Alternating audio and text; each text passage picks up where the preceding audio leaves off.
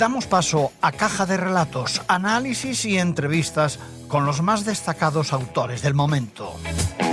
Caja de Relatos, novelas, libros, cuentos y los mejores relatos en Cadena Universal Radio. Pequeños detalles que con toda seguridad te harán comprender la mejor literatura. Caja de Relatos, dirección y producción de Marcial González. Señoras y señores, les doy la bienvenida a este espacio del Cowboy de Medianoche llamado Caja de Relatos. Caja de Relatos es un espacio cultural donde los relatos, ya sea en forma de novela, libro, cuento o con cualquier otra forma de expresión, contarán con un tiempo en este espacio radiofónico. Hoy, de nuestra Caja de Relatos, vamos a extraer una novela literaria titulada Si no amaneciera, de la escritora Ayanta Baríli. Esta escritora y periodista, Ayanta Baríli, nació en Roma un 17 de febrero de 1969. Es hija del escritor Fernando Sánchez Dragó. Tras la temprana muerte de su madre, se trasladó a vivir a Madrid en el año 1981 y poco después se fue a Nairobi. Ha presentado y dirigido numerosos programas de radio y televisión relacionados con el mundo de la cultura. En el año 2001 fue colaboradora en la cadena COPE en el programa La Linterna de Federico Jiménez Los Santos. Actualmente dirige y presenta A Media Luz, un magazín cultural en Es Radio. Dentro del apartado literario, Ayanta Baríli ha publicado en el año 2005 Un año de amor, que es una recopilación de las mejores cartas de amor emitidas en su programa radiofónico. En el año 2003 publica Pacto de Sangre, escrita junto a su padre, Fernando Sánchez Dragó, y trata sobre las relaciones entre padres e hijos. En el 2018, con su novela Un mar violeta oscuro, fue finalista del Premio Planeta. Y en el 2021 publicó una novela autobiográfica titulada Una mujer y dos gatos. Hoy Ayanta Baríli viene a Caja de Relatos a presentarnos su última novela, Si no amaneciera. Un relato profundo y conmovedor sobre las relaciones entre padres e hijas. Una novela de enorme calidad literaria que envuelve al lector en una fascinante historia de familia, amor y lealtad.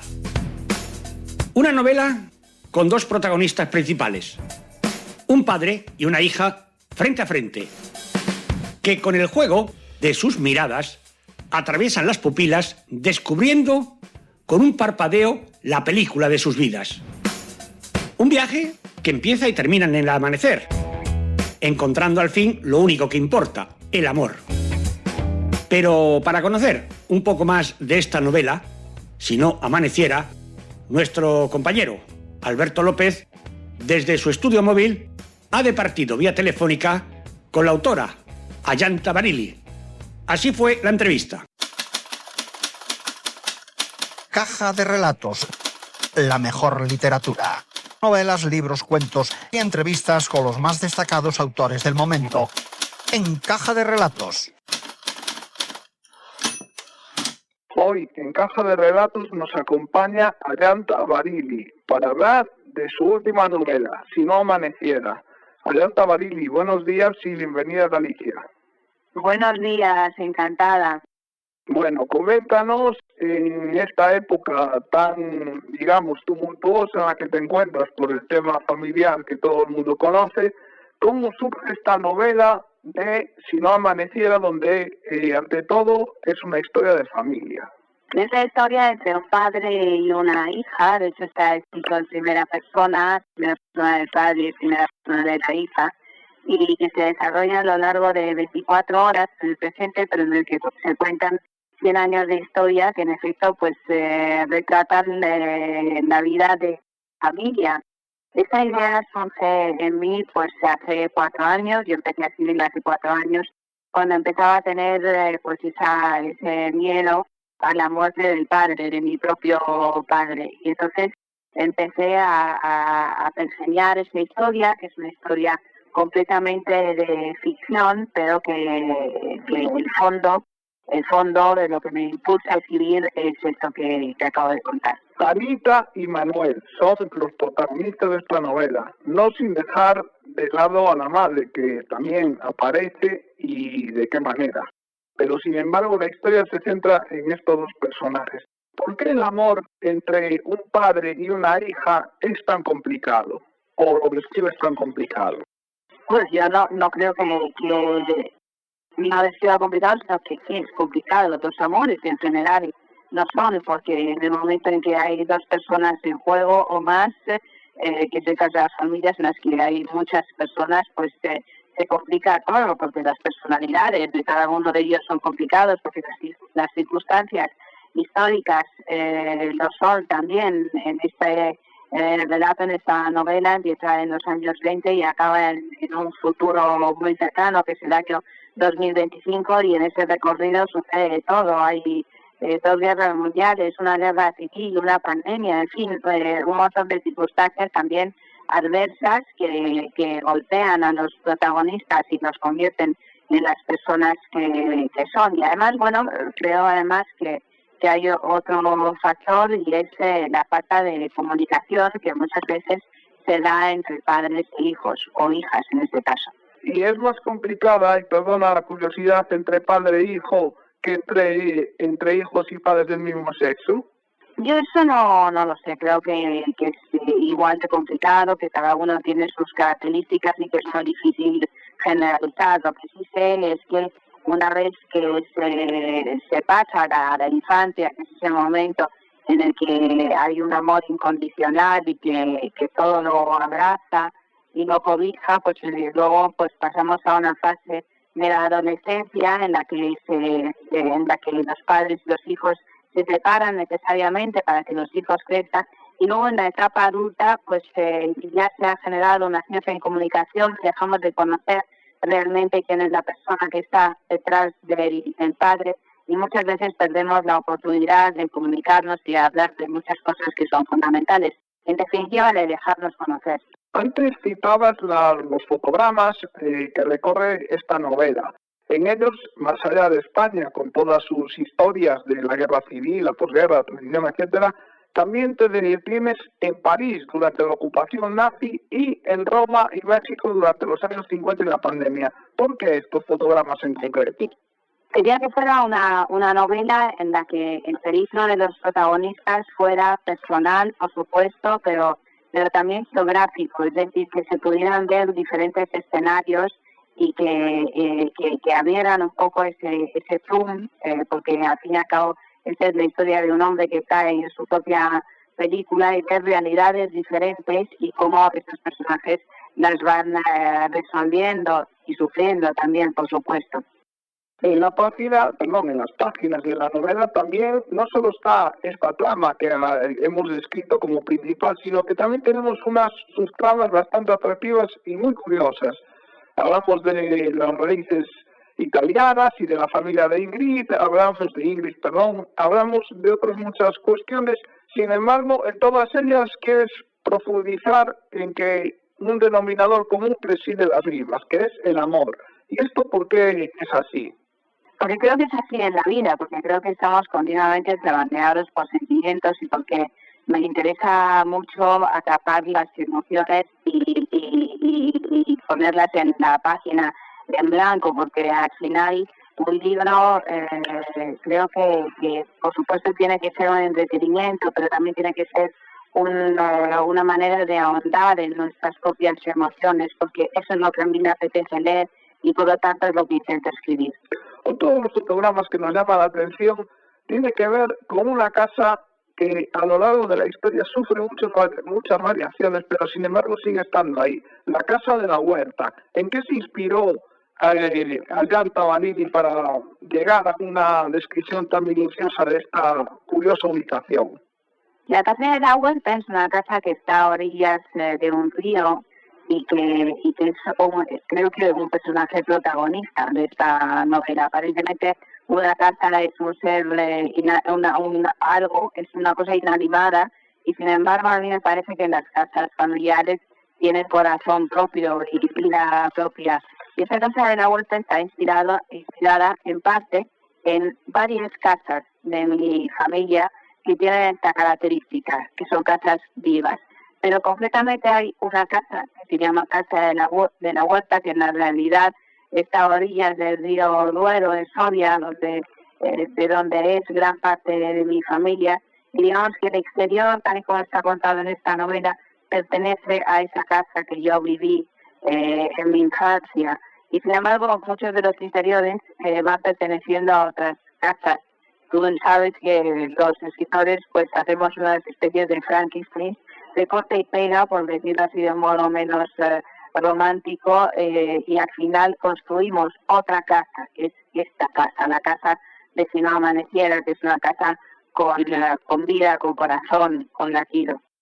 Además de escritora y periodista, y además que hay mucho éxito, Ariadna Darín ha sido actriz. Y al hilo de esto va nuestra siguiente pregunta. ¿Ve esta novela como, digamos, objeto de una serie o de una película de ficción de las que están de moda?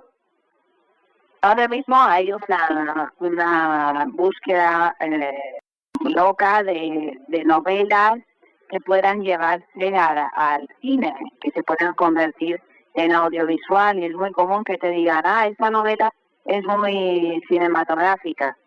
Pues no sé si lo es o no lo es, pero es verdad que las productoras están comprando opciones a derechos de muchísimas novelas, y eso es una buena noticia, porque es algo muy alimenticio para los escritores, dado que no podemos vivir de nuestra literatura. Pero bueno, no sé hasta qué punto luego eso se convierte en una realidad, porque en la mayor parte de las novelas en las que se compran los derechos, solo un pequeñísimo porcentaje después llega realmente a la pantalla, porque el recorrido de las producciones, de encontrar dinero, de conseguir rodarlo, de conseguir a los actores, es complicadísimo. Y al hilo de esto, y a modo de curiosidad, Ariadna, coméntanos qué diferencias encuentras entre las series que protagonizaste allá por los años 90, por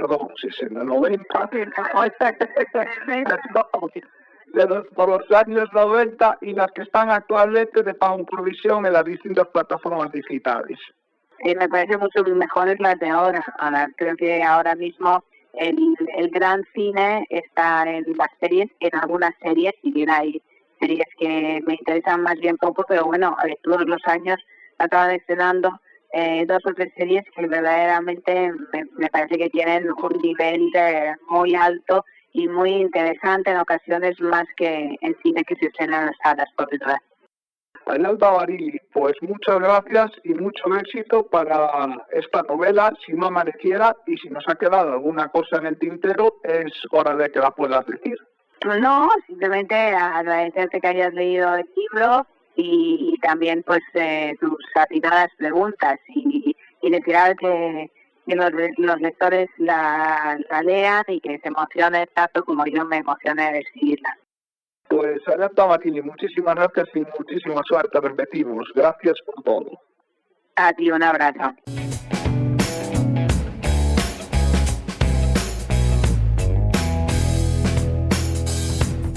Pues señoras y señores, hoy me voy a despedir con un fragmento de la novela La bibliotecaria de Auschwitz, de Antonio Iturbe. En medio del horror, donde los libros están prohibidos, una joven ha levantado en secreto una escuela con una biblioteca pequeña, escondida y clandestina. En ella, abrir un libro es como subirte a un tren que te lleva de vacaciones. Les dejo ya con un pequeño fragmento de La bibliotecaria de Auschwitz, de Antonio Iturbe. Muchas gracias por su atención y nos volveremos a encontrar en el próximo Caja de Relatos. Esos oficiales que visten de negro y miran la muerte con la indiferencia de los enterradores, ignoran que sobre ese fango oscuro en el que se hunde todo, Alfred Hirsch ha levantado una escuela. Ellos no lo saben. Y es preciso que no lo sepan.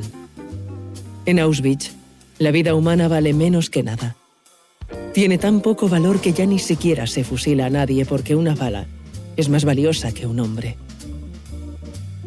Hay cámaras comunitarias donde se usa gas Zyklon porque abarata costes y con un solo bidón puede matarse a centenares de personas.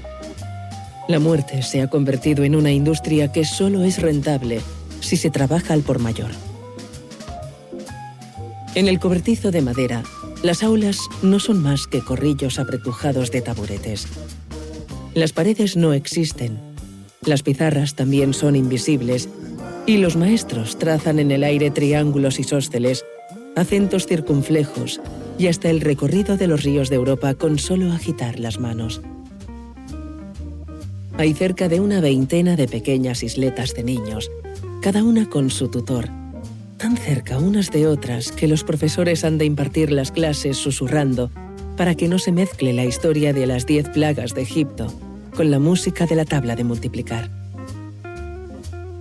Algunos no lo creyeron posible. Pensaron que Hersch era un loco o un ingenuo. ¿Cómo va a ser posible escolarizar a los niños en un brutal campo de exterminio donde todo está prohibido? Y él sonreía. Hersch siempre sonreía enigmáticamente, como si supiera algo que los demás desconocían. No importa cuántos colegios cierren los nazis, les contestaba. Cada vez que alguien se detenga en una esquina a contar algo y unos niños se sientan a su alrededor a escuchar, allí se habrá fundado una escuela. La puerta del barracón se abre bruscamente y Jakobek, el asistente de vigilancia, corre hacia el cuarto del jefe de bloque, Hersch. Sus zuecos salpican el suelo con la tierra húmeda del campo y la burbuja de plácida seguridad del bloque 31 se deshace. Desde su rincón, Dita Adlerova mira hipnóticamente las minúsculas motas de barro. Parecen insignificantes, pero lo contaminan todo de realidad, igual que una sola gota de tinta mancha un cuenco entero de leche. ¡6, 6, 6! Es la señal que indica la llegada de guardias de las SS al bloque 31 y se organiza un revuelo de murmullos en todo el barracón. En esa fábrica de destrucción de vidas que es Auschwitz-Birkenau, donde los hornos funcionan día y noche con un combustible de cuerpos, el 31 es un barracón atípico, una rareza, más bien una anomalía. Un logro de Freddy Hersch, quien empezó siendo un simple instructor de deportes para grupos juveniles y ahora es un atleta que está realizando en Auschwitz una carrera de obstáculos contra el mayor rodillo de vidas de la historia de la humanidad. Consiguió convencer a las autoridades alemanas del Lager de que tener entretenidos a los niños en un barracón facilitaría el trabajo de los padres de aquel campo B2B, al que llaman campo familiar, porque en el resto los niños son tan raros como los pájaros. En Auschwitz no hay pájaros. Se electrocutan en las vallas. El alto mando del campo accedió a la creación de un barracón infantil. Tal vez esa fuera su intención desde el principio, pero siempre y cuando fuese un bloque de actividades lúdicas, quedaba prohibida terminantemente la enseñanza de cualquier materia escolar. Hersch asoma la cabeza a través de la puerta de su cuarto de Blockiantesta del 31 y no necesita decir nada ni a los asistentes ni a los profesores, que tienen los ojos clavados en él. Asiente imperceptiblemente con la cabeza. Su mirada transmite exigencia. Él siempre hace lo que debe hacer y espera que todo el mundo actúe igual. Las lecciones se detienen y se van transformando en banales cancioncillas en alemán o en juegos de adivinanzas para fingir que todo está en orden, cuando asomen su mirada rubia los lobos arios.